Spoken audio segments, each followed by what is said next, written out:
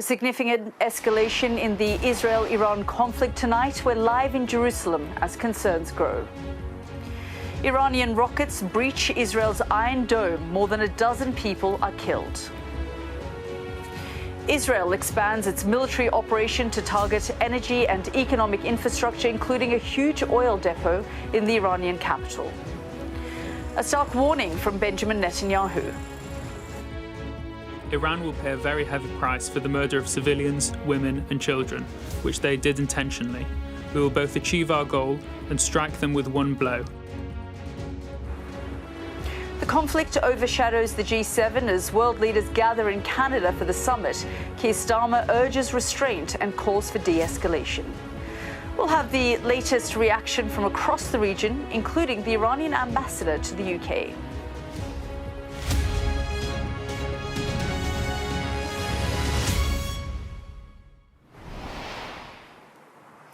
Good evening, live from Jerusalem for this special edition of The World with me, Yalda Hakim. There's been an escalation in the conflict between Israel and Iran as both countries exchange missile attacks for a third consecutive day. The Israeli military has expanded its operation to target Iran's energy infrastructure with warnings from the country's leader that worse is still to come. In response, Tehran has unleashed a fresh onslaught of missiles aimed at Israel. At least 13 people have been killed and more than 100 injured as some of the Iranian weapons go through Israeli air defenses and hit residential areas. It comes as news emerged tonight that President Trump vetoed an Israeli plan to kill Iran's supreme leader, Ayatollah Ali Khamenei, a claim denied by the Israeli Prime Minister Benjamin Netanyahu. Well, let's just show you these live pictures of the skies above Jerusalem and Tel Aviv tonight, as the Israeli military has warned the Israeli people to remain close to shelters. It comes after the IDF issued an urgent evacuation warning to Iranians living near weapons facilities in a clear sign of further imminent Israeli attacks. Well, let's get the very latest from our Middle East correspondent, Alistair Bunkle, who joins me here now. And Ali, I mean, it seems like every day since this war began, people are rushing to bunkers. We're seeing the sirens go off just in the last 10 minutes or so. That's exactly what happened. Yeah, for the fourth time today. So twice in the early hours of this morning, at around 3:30 in the morning. Then we had a very unusual number of rockets coming in during the middle of the day. It tends to be in the night time because I think the Iranians find it easy to operate in the night time under the cover of darkness. And then tonight, the first of what could be a number of missile barrages fired at Israel. I understand from what we've just heard a couple of impacts around the Tel Aviv area, no reports of injuries at the moment. But the Iranians showing that despite being under constant bombardment from the Israelis, they still have the ability to fire back, and they say they will continue doing that. And the Israeli military say to Israelis, expect more of this over the coming days. I've spent the day down in Bat Yam, which is a kind of a satellite town, part of the sort of the wider Tel Aviv conurbation, if you like, and that took a direct hit last night and resulted in many casualties.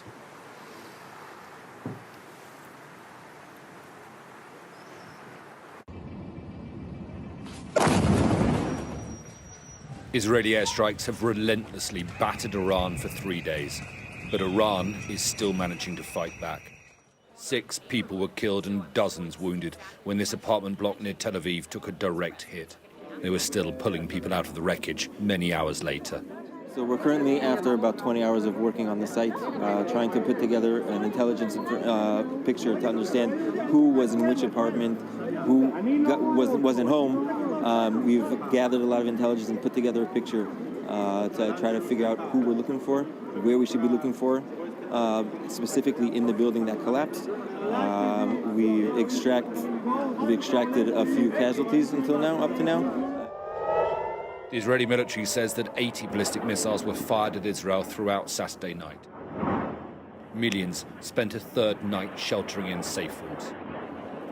These are the neighbouring streets, and even though they didn't take a direct hit, look at the damage on the buildings. I mean, the shutters completely blown in, windows blown in, and then if you look down here, we can't go any further because the recovery operation's going on. But the damage is immense down there, and you can really see why there were so many, dozens of injuries here, and 6 people killed in the building where the missile hit directly. Benjamin Netanyahu visited the site and warned that Iran would pay a heavy price for civilian casualties. And Israel's President Isaac Herzog called on the country's allies to stand by them. And I call upon the leaders of the G7 who will convene tomorrow in Canada.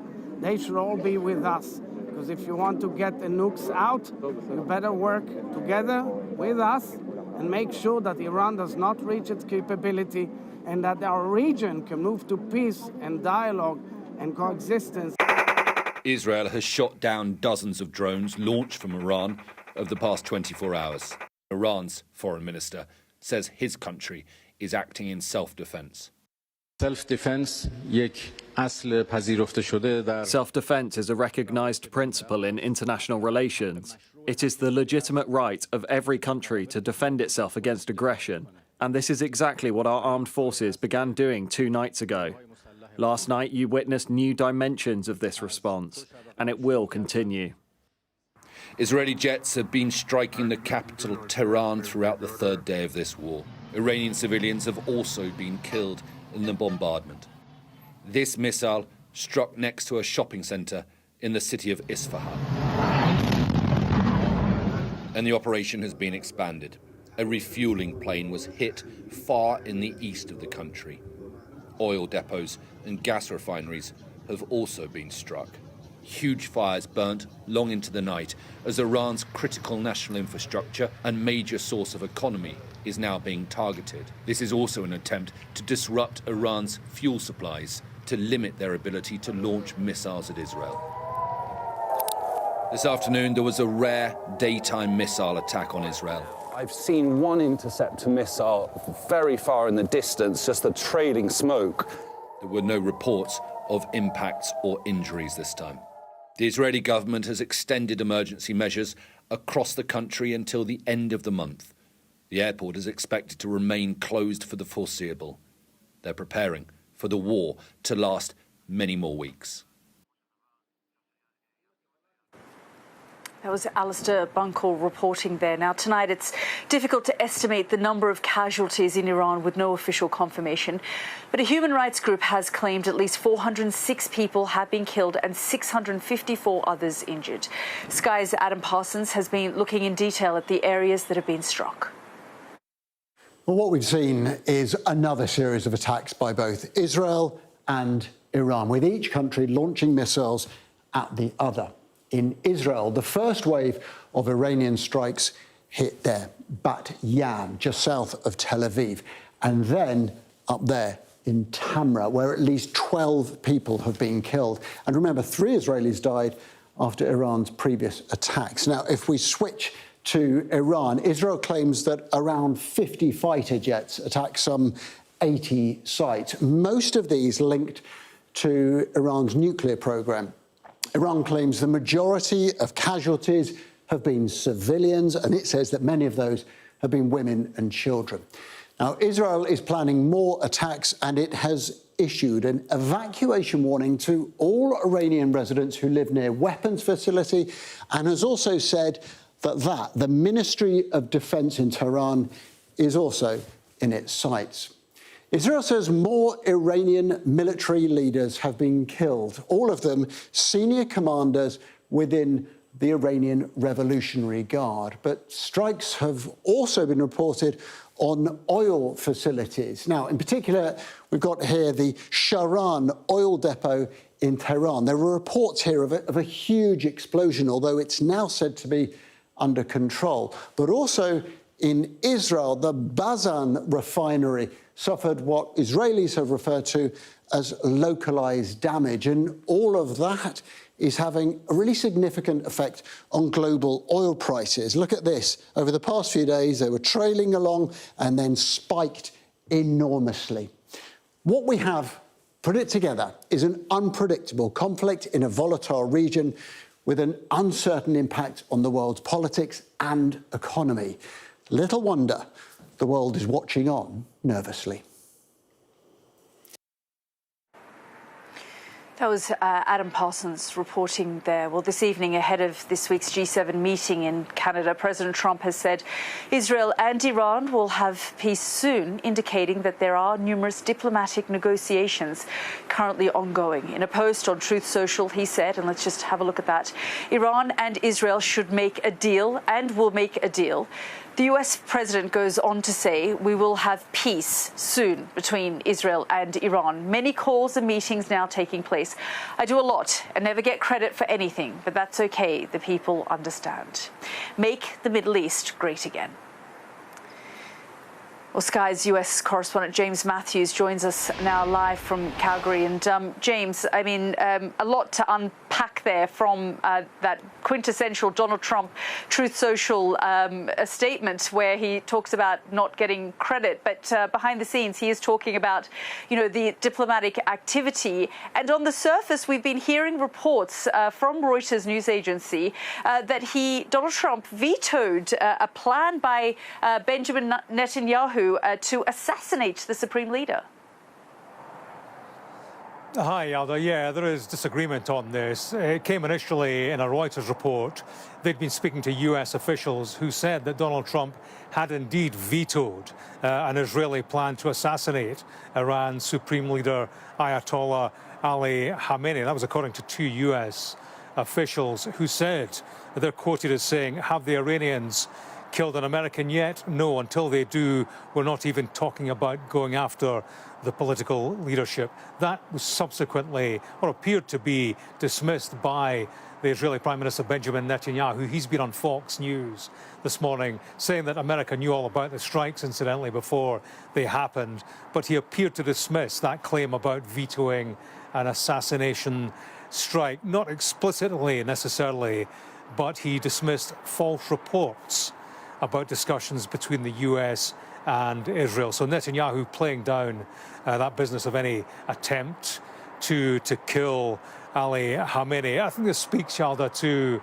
American knowledge and influence over the Israeli attacks, and also speaks to Donald Trump's warnings to Iran. US, you know, these things are leaked to the media for a reason. US officials letting Iran know that they have it within their power to assassinate their top man and to bring about regime change, which of course is the drum that Netanyahu has been banging.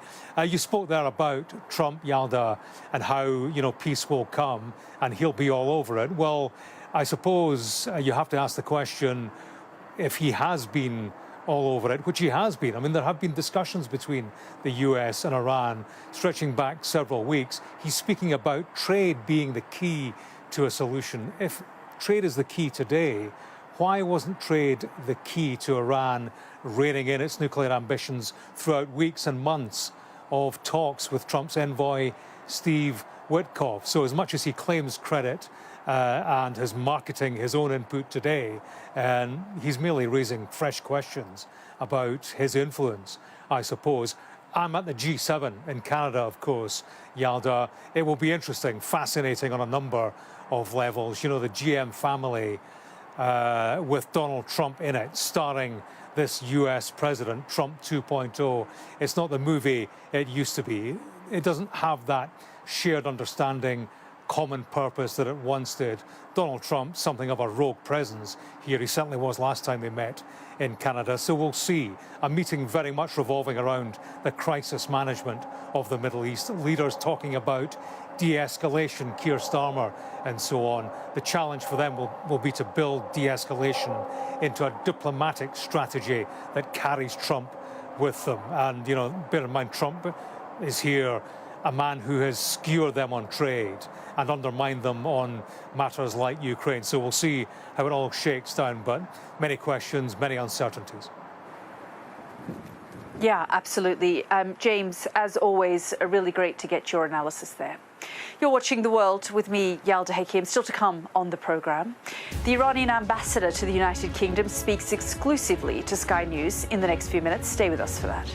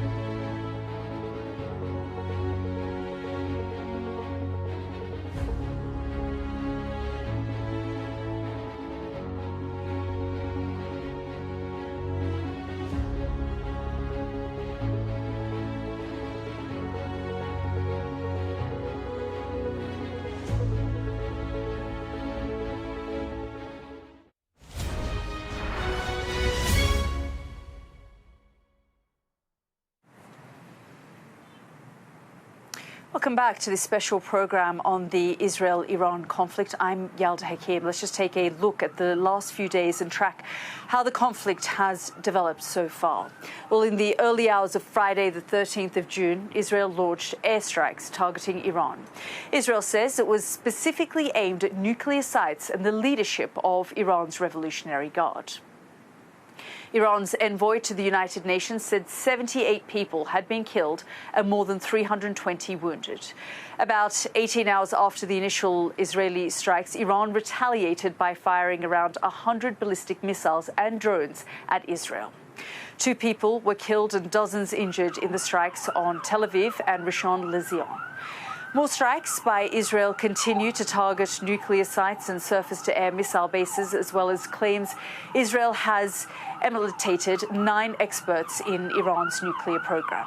Claims that Iran has shot down an Israeli jet are denied. In northern Israel, late on Saturday night, it was confirmed that an Iranian missile killed a family of 4. By Sunday morning, Israel's health ministry says 12 people have been killed and 385 people arrived at hospital with injuries overnight after the direct attacks on central Israel. For their part, Iran's health minister has said most of those injured and killed in Israeli strikes were civilians. Well, we're joined now live by the Iranian Ambassador to the United Kingdom, Saeed Ali Mousavi. Thank you so much, Ambassador, for joining us here on the programme. We just read through the timeline of events since Friday, since Israel launched those airstrikes and that attack on Iran. I just want to get your reaction to the events of the last 3 days. Okay, thank you so much for Sky News for this interview, first of all. And regarding for your question, let me say something regarding for the violation of international law by Israeli regime. I do believe that the barbaric Israeli regime make another dirty page in his history of violation of international law. His activities against the Islamic Republic of Iran and the Iranian people make another criminal act in international law, according to the international law. You see, nowadays that we are witnessing an act of aggression against one member of the United Nations. On the other hand, the Israeli regime has a very big collection of the crimes against, different peoples, especially in Gaza, Palestinian people, war crime, crime against humanity, genocide, and now another act of aggression. You see, this country based on and established on terrorism, based on established on regarding for the violation of different rules and principles of international law. And so 2 international judicial bodies now asserted the genocide, crime against humanity, and war crime, and now we are witnessing another act of aggression against the Iran and Iranian people. You see that Ambassador, Ambassador, I just want to get please. your reaction to the news that's come in the last hour or so. Let me finish. I'm telling you. I just want to. According to the article 51 of the United Nations Charter, this is our inherent right of to self-defense. Now we are defending ourselves according to the Charter of United Nations. There is no doubt that the one act of aggression has been placed against the Iranian territory. And according to this principle, this is a very important principle and in United Nations Charter and as well as international law, that to defend ourselves.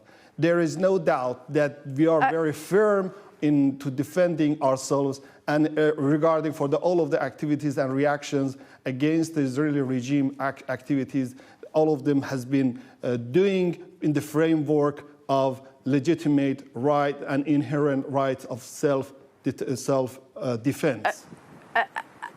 Ambassador, I'm just going to ask you about the news that's come in the last hour or so, that President Trump, and this is the Reuters news agency reporting this, that President Trump vetoed a move that Benjamin Netanyahu wanted to make to assassinate the supreme leader, Ayatollah Ali Khamenei. Just your reaction to that? You see, that the Israeli regime has committed a lot of crimes. President Trump has a very he's very honest to according to his claims to preserving the peace and international security. Okay, no problem. Please say to the Benjamin Netanyahu not to that. Benjamin Netanyahu now is a criminal, should be punished, not only for saying something to him, not to this one. This is very important for us that the President Trump and the United States of America, as a permanent member of the Security Council, they should know their responsibilities, their obligations according to the United Nations Charter. But unfortunately, there is no sign for this reason. There is no sign for this matter that unfortunately we are witnessing again and again crime by Israeli regime and supported by the United States. Ambassador, I just want to ask, is there a scenario in which Iran would be willing to come back to the negotiating table? And do you think that Iran miscalculated this situation by not thinking that Israel would launch this attack? Because Donald Trump even now is saying to Iran, come and strike a deal. Are you likely to go back to the negotiating table? You see that always Iran is welcoming from the negotiation. We're looking for every peaceful solution for this matter, for all of the matters related to the Iranian peaceful nuclear activities. We declared that we prefer and our priority is the diplomacy and negotiations. But unfortunately, in the middle of negotiation, Benjamin Netanyahu made another, crime against the Iranian people. You see, today, the Sunday, it was planned to have to convene the 6th round of the negotiation between Iran and United States in Muscat. But unfortunately, now we are exercising our self-defense right. And so you see that if this kind of activities, aggressive activities will be stopped, that at that time that we are going to consider the negotiation.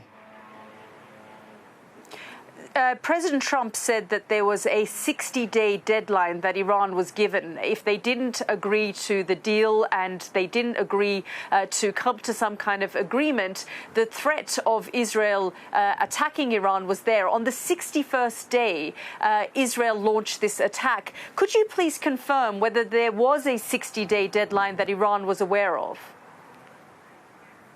During the 60 days that, we have a very, very constructive approach from Iranian side based on good faith to remove any concern and worries regarding for the Iranian peaceful nuclear activities, that this is our intention. On the other hand, that we want, as a member of the NPT, we would like to use and utilize our, right. One of them is the enrichment of uranium. This is very important. If they want to, according to the IAEA obligations and IAEA statute, there is no doubt that Iran, as a member of the IAEA, would like to, to do everything according to its obligations. And but Ambassador, the IAEA in its in its latest quarterly report said that Iran had amassed enough uranium enriched up to 60% purity and that a short technical step away from weapons grade or 90%. So the IAEA is saying that you, Iran, are not living up to your obligations. You see, that First of all, that I would like to declare this matter. Several times that the Iranian officials mentioned that every nuclear activities of Iran is under the monitoring and, on the auspices of monitoring of the IAEA. There is no any ambiguity for this matter. And I do believe that the recent resolution by the board of governors of IAEA is a politically motivated action. This is the one aspects of, unfortunately, European countries make another mistake regarding for the Iranian nuclear activities. And it's very important that during the implementation of JCPOA, we prove our genuine intention to regard and implementation all of the matters related to the Iranian peaceful nuclear activities. IAEA reported 15 times that there is no any deviation, there is no any breaches from Iranian side regarding for the nuclear activities, nuclear peaceful activities. And now, but they're now saying... Yes, please. Yes, they're now saying that you're not meeting your obligations, Ambassador. I've just got a few more minutes left. I just want to get to this next point because Rachel Reeves, the Chancellor, spoke to Sky News today and said that the UK is moving assets to the region and said that the UK military assets could potentially be used to help defend Israel, and the government is not ruling anything out at this stage. If the UK does assist Israel as an ally, is that a red line for Iran, and how is Iran likely to respond? You see that we had a very, different communication with the different officials of the British government. Our minister, Dr. Araghchi, has a telephone conversation with the Secretary Lamy. And the other hand, I, as an Iranian ambassador to the United Kingdom, I had a meeting with Mr. Falconer, And on the other hand, there is another communication between Iranian side and British sides. We consider the non-involvement of the United Kingdom in this aggressive action against Iran. That several times, Sir Starmer, the Prime Minister Starmer mentioned, and as well as the Secretary Lamy, regarding for the non-involvement of the British government in the criminal act of the aggression against Iran. That's good. But it's very important. It's very important to continue, according to the member of the Security Council of the United Nations, to do their responsibilities. We do expect, as a member of the United Nations, that and we request all of the member states to their responsibility regarding for the preserving and maintaining of the peace and security in the world, especially in our region, and regarding for the different adventurous actions of the barbaric regime of the Israel. And so we do believe, according to our bilateral relations, let me finish. This is very important. Our bilateral relations between Iran and United Kingdom, there is no concern, there is no any threats from Iranian side to the British government, British people, somebody coming to your channel and on the other British media making some very unjustified argumentation, very unvalid argumentation regarding for the threats from Iranian side to the British people. This is all of them totally wrong. I'm declaring as the Iranian ambassador that Iranian peaceful activities of the nuclear fields is a very important only for the generation of the electricity and other peaceful using of in peaceful ways. That's it. Ambassador, before I let you go, I just want to ask about what has happened over the course of the last few days. We have seen top commanders killed by the Israelis. We've seen nuclear facilities targeted. We've seen military facilities hit and targeted. Do you believe that Iran has the capability and the capacity to continue and prolong this conflict with Israel? And do you believe that you have the ballistic missiles in your arsenal to continue to rain them over the skies of Israel? And were you surprised and taken by surprise by what you saw Israel do over the course of the last few days? You see, it's a matter of principle. This is the self-defense of all selves. There is no doubt about it. We are, as a very responsible state, member state of the United Nations, we do all of the activities according to our obligation, international obligation, and the framework of the United Nations Charter. So any activities regarding for our capabilities only in the framework of all self-defense, only this one. This is a very important issue that to Iranian government, Iranian people has a very important principle to self-defense, ourselves, our people, our innocent people that has been killed by the Israeli regime during the 3 days. And on the other hand, the Israeli regime make another violation of international law to military attack to the nuclear facilities. This is contrary to the Security Council Resolution 487, 1981. This is a very important. That according to this, in this framework, we are going to do our capacity, our capability to defend ourselves. There is no doubt that the Iranian people has a very proud people, is our very honored people to themselves during the history. And so we are going to our best, our endeavor to preserve our territorial integrity, to preserve our resources, and the other hand, human resources and economic resources.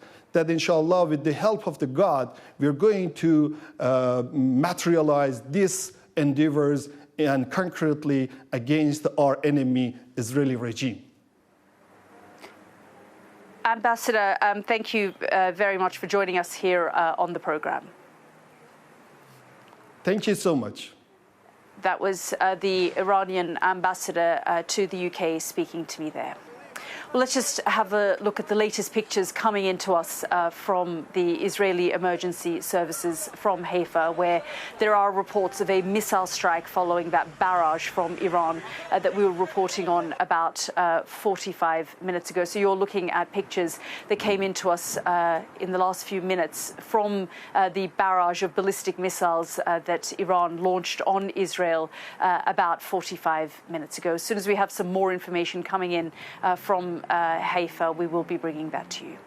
This is The World with me, Yalda Hakim. Next up on the programme, as the Israeli military warns civilians to remain close to shelters as Iranian missiles evade air defences hitting civilian homes, we hear from the Israel Defence Forces international spokesperson. That's next on the programme.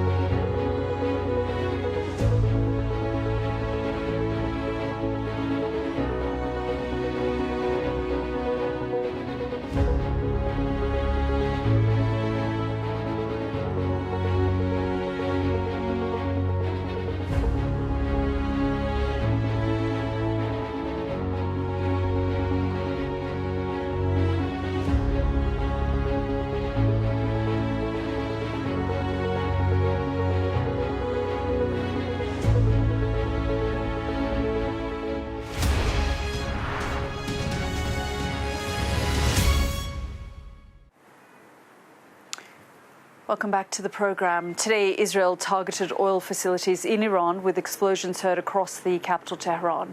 Here in Jerusalem, people had been warned to remain close to shelters in anticipation of further Iranian attacks. This afternoon, sirens rang out as the latest barrage of Iranian missiles was fired. Israel's Prime Minister Benjamin Netanyahu warned Iran it will pay a heavy price for civilian deaths.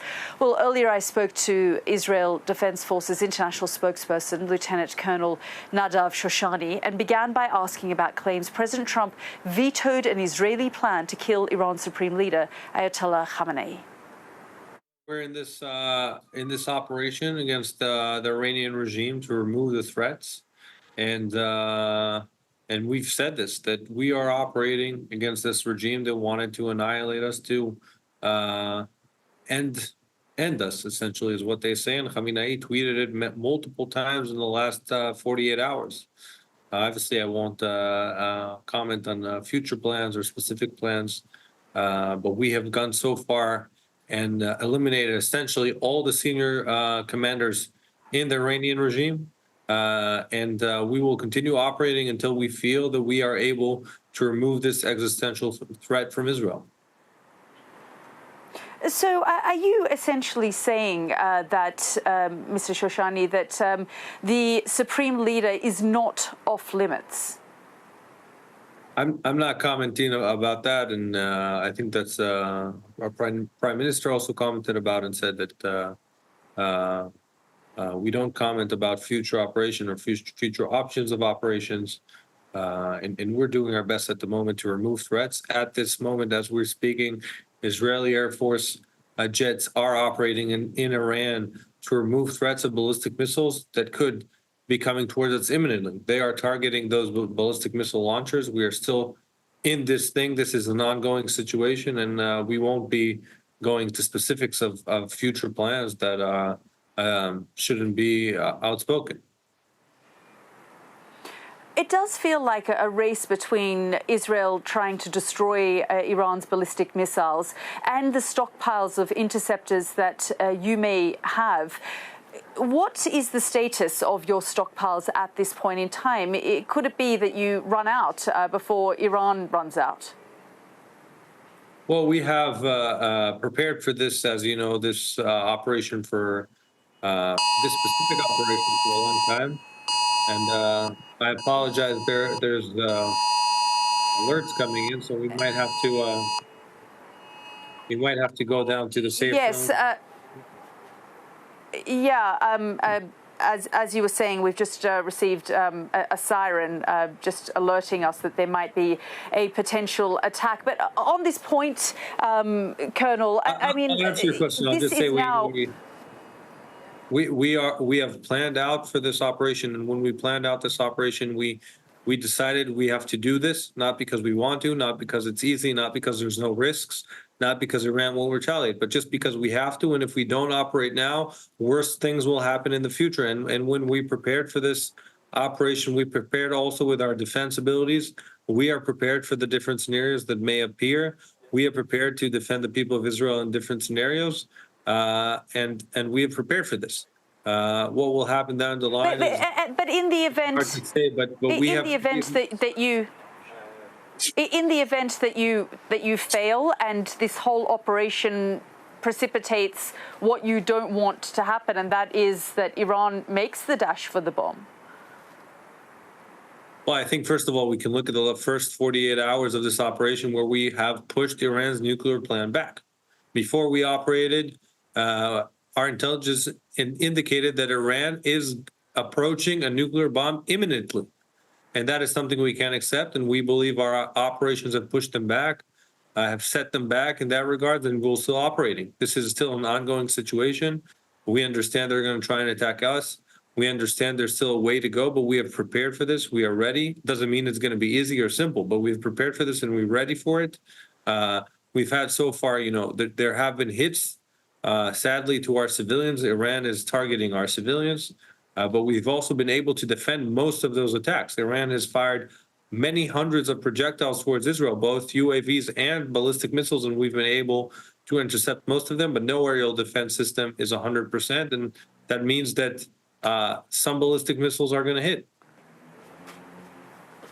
And so you've just accepted then that you will have mass civilian casualties in Israel. There is the risk of that.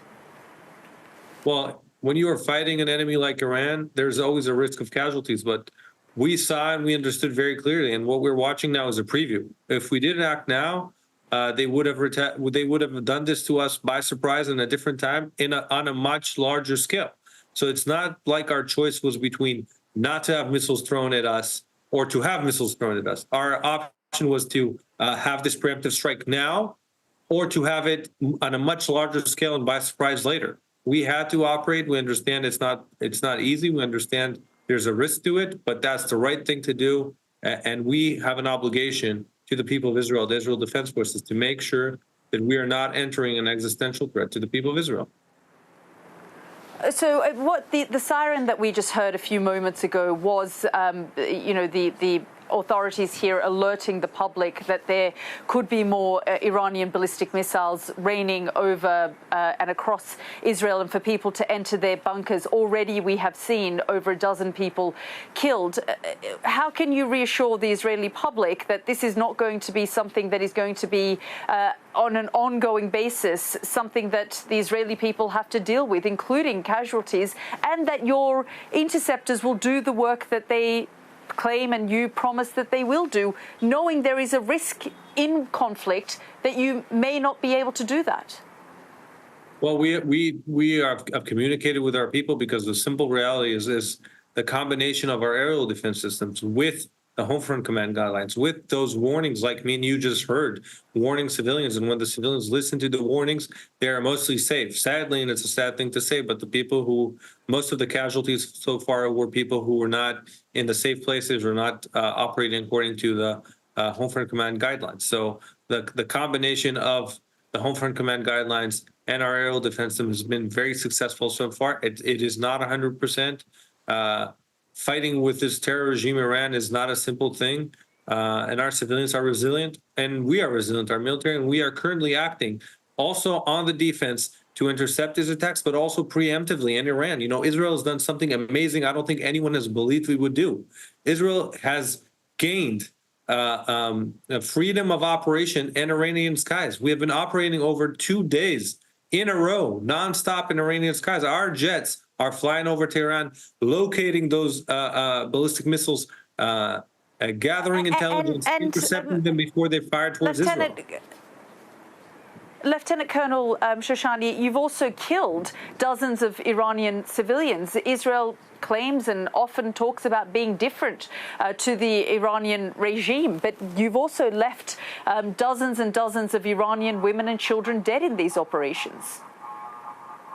Well, I think we are definitely different. I think it's very simple to see how far different we are. Israel is carrying out precise operation over 1,500 kilometers from Israel, and you see a building with a hole the size of a tiny window, while Iran is firing ballistic missiles with 1 ton of explosives in the warhead. These ballistic missiles can explode an entire neighborhood, and they're just firing them at the center of population. Israel is sending their jets. We're sending our people to be above enemy territory to try and do as precise as we can. And we have been very precise so far. And we have even given warnings. The most important thing in the battlefield is to have the element of surprise. We have given warnings, which is the Lebanon playbook, and we ended up seeing thousands of people dead in your war against Hezbollah last year. I just want to ask you, Lieutenant Colonel. We have. I was on the ground in Lebanon. We have seen thousands. I was on the ground in Lebanon, and I saw. Lieutenant Colonel, I was on the ground in Lebanon. I was seeing how you were issuing the warnings and not giving people enough time to get out. And then we saw thousands of civilians displaced and thousands killed. But I just that is not true. We have seen thousands of terrorists killed in Lebanon successfully. We've not seen thousands including civilians, including women and children and civilians in Israel Lebanon. carried out the most precise operation in history with the Beeper operation, we were able to hit thousands of Hezbollah terrorists without anyone around them being injured. You are misleading your audience. Israel had the most precise operation against a terror guerrilla army in Lebanon. That was IDF international spokesperson Lieutenant Colonel Shoshani speaking to me a little earlier. Well, the British government is sending further assets to the Middle East, including additional refuelling aircraft and more Typhoon jets. There are concerns that Britain and America could be drawn into a wider conflict, with the Iranian foreign minister claiming the US is a partner in these attacks and must take responsibility. Well, earlier President Trump said the US had nothing to do with the attack on Iran and warned Tehran to expect the full strength and might of the US armed forces if it retaliates against the United States. We're joined now by Baroness Pauline Neville-Jones, former Minister of State for Security and Counter-Terrorism, former chair of the Joint Intelligence Committee. Baroness, thank you so much for joining us here on the programme. I just want to get your reaction to the situation on the ground. We're seeing just in the last hour, for example, sirens were going off here in Israel as Iran launched more ballistic missiles over Israel's skies. And of course, Israel continues to target certain sites across Iran as well. This situation certainly is escalating by the day. Well, certainly continuing, yes, and no sign at the moment that either side is actually trying a different strategy.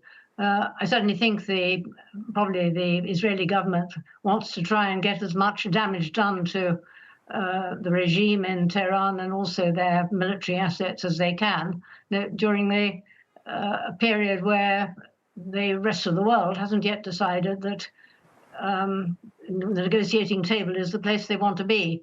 So I would think that this is the Israeli government regards it as a valuable opportunity, I think, to achieve some military objectives.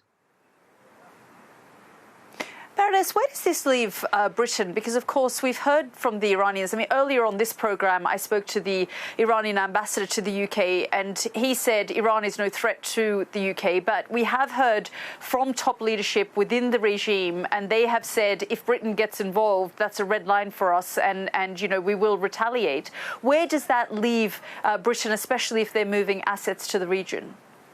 Well, it's not true to say that Tehran is not a threat to the UK. Maybe you've seen them active on our soil, actually going after usually other Iranians, but they're certainly they're no friend of the UK as things stand. Secondly, of course, they and their various allies in the Middle East are quite prepared to interrupt and endanger international shipping and other movement of trade and allies. So I don't think that's an accurate description of the relationship. So it's very important, I think, for the Western allies to maintain a balance in their relationship with Israel. It's certainly, the government is concerned about what's going on in Gaza. But I think when it comes to Tehran and it comes to the Iranians, though I think it's right to say that we need to try to move as soon as there is something serious to talk about with the Iranians into a diplomatic mode. I think that we are going to be on the side of those who wish to see the Iranian regime brought to the negotiating table. And if that involves the use of force, it involves the use of force. And Baroness, I have about a minute left, but in your view, how does this end? Well, I think it must end. It must end on the negotiating table, and the arbiters of that are obviously going to be Washington. And the question is, when do the Americans think that they need to intervene? I personally would not want to see this conflict go on between Israel and Tehran for any extended period of time, because the possibilities of uncontrolled escalation and something going seriously wrong that's unintended is very great. This is a very dangerous activity that's continuing. However, I would hope that in the next week or so we are going to see a move. But your correspondent was quite right to say that de-escalation is fine. It's not a strategy. One does actually have to have a negotiating objective and a way forward. So the issue is, as he rightly said, turning de-escalation into a negotiating strategy. And that's the task, I think, one of the things they'll be discussing in the G7 meeting. Baroness, really grateful for your time. Thank you very much for joining us. Thank you. Now, the escalating conflict between Israel and Iran has drawn the world's focus in the past 48 hours, but the unfolding humanitarian crisis in Gaza also continues. At least 8 Palestinians were killed and dozens more were wounded today in a shooting near 2 aid sites in Rafah, according to health officials. Witnesses said the Israeli military opened fire on Palestinians queuing for aid. The IDF has not responded to the claims. Aid workers say Israel's blockade has raised the spectre of famine for the population of over 2 million Palestinians. Well, let's speak now to Alan Eyre, the sole US diplomat to be a core member of the US nuclear negotiating team from 2010 to 2015, currently a fellow with the Middle East Institute. Thank you so much for joining us here on the programme. We've been speaking for the last few days about the events here on the ground, and it does seem as the United States and Iran got to some kind of stalemate with the talks, we've now seen instead a war erupts. Just your analysis and assessment of the situation. Well, first of all, thank you for having me, Yalda. Let's not draw a correlation between the talks reaching a deadlock and Israel's attack, because as has been clear, this attack has been being planned for a long, long time. So it is not the case that Israel decided to attack only because the talks reached a stalemate or even to blow up the negotiations. This obviously was something that Israel had laid a lot of groundwork for. And as Foreign Minister Arakchi said, as long as these attacks continue, diplomacy and negotiations are not going to happen. There is no combination, realistically, of diplomatic force that seems able to stop Israel from continuing its bombing until it reaches what it thinks its objectives are, which clearly are broader than just taking out Iran's nuclear facilities, or its nuclear military facilities. It could, in fact, be hoping for some type of toppling of the regime. Do you think this was a risk worth taking then? No, definitely not. I think that again, maybe I'm biased. I was involved in what I term, at least, to be successful negotiations with Iran over their nuclear program. I don't think you solve problems kinetically, especially in the Middle East. I think anytime you have attacks like this, you're loading the dice toward further regional destabilization that will have not just regional, but possibly global implications. So, no, I mean, I don't think it was a risk worth taking, but I'm not Israel. Israel has shown historically, and we've seen it recently, that it is willing to move decisively and to endure some measure of international condemnation to achieve goals it deems worthwhile, and we're seeing that now. And I have about 40 seconds to go, but do you think the United States will step in further and get in deeper in this conflict? I hope they're not drawn in militarily. I would hope the U.S. would use its influence to try to end this as quickly as possible, based on the U.S. administration's recent comments supporting Israel's actions. I think that unlikely, though. So I think, at least in the immediate future, things will probably get worse. Alan Eyre, we're really grateful for your time. Thank you so much for joining us here on the programme.